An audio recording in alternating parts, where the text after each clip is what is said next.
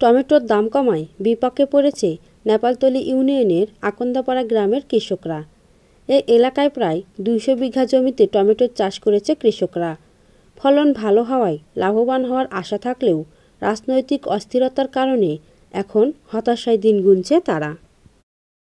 আমাদের বিঘা প্রতি টমেটো চাষ করতে খরচ হয়েছে ২৫ থেকে ৩০ হাজার টাকা। সম্পূর্ণ টাকা আমরা সমিতির থেকে ঋণ নিয়ে এগুলো খরচ করছি। এখন এই হরতালের কারণে আগে আমরা টমেটো বিক্রি করতাম ৭০০-৮০০ টাকা মন। বর্তমানে হরতালের জন্য এই মাল বিক্রি হচ্ছে ২০০ থেকে ২৮০ টাকা। এসব করে আমাদের আমরা লসে আছি।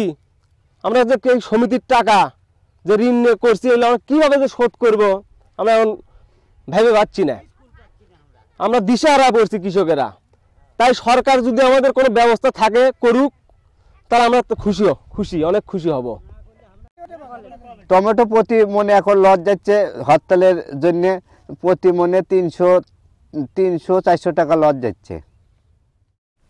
প্রতিদিন ব্যবসায়ীরা ৫ থেকে ৭ ট্রাক টমেটো কিনলেও এখন যান চলাচল বন্ধ থাকায় তারা কিনছে ১ থেকে ২ ট্রাক। ফলে জমিতে টমেটো পেকে নষ্ট হয়ে যাচ্ছে। মানে হরতাল না হলে আমরা দৈনিক ৫-৬ ট্রাক করে যাচ্ছিলাম, হরতাল বাদে মনে করেন আমরা ১ ট্রাক ২ ট্রাক করে দিচ্ছি। কিন্তু এখন মনে করেন যে ভাড়া বেশি হওয়ার কারণে আমাদের এখন মাল অল্প যাচ্ছে, লাভ কম হচ্ছে। দেশের পরিস্থিতির কারণে শহরমুখী কোনো লোকজন যেতেও পারতেছে না, ট্রাক গাড়িও যাচ্ছে না।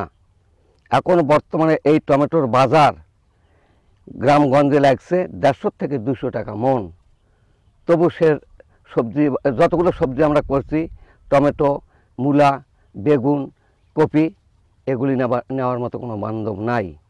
সরকার যদি এমতো অবস্থায় দেশের পরিস্থিতির কোনো সুব্যবস্থা করতে না পারে, তাহলে কৃষককুলে একেবারে সর্বশান্ত হয়ে যাবে। শুধু টমেটোই নয়, শীতকালীন কোনো সবজিরই ভালো দাম পাচ্ছে না কৃষকরা।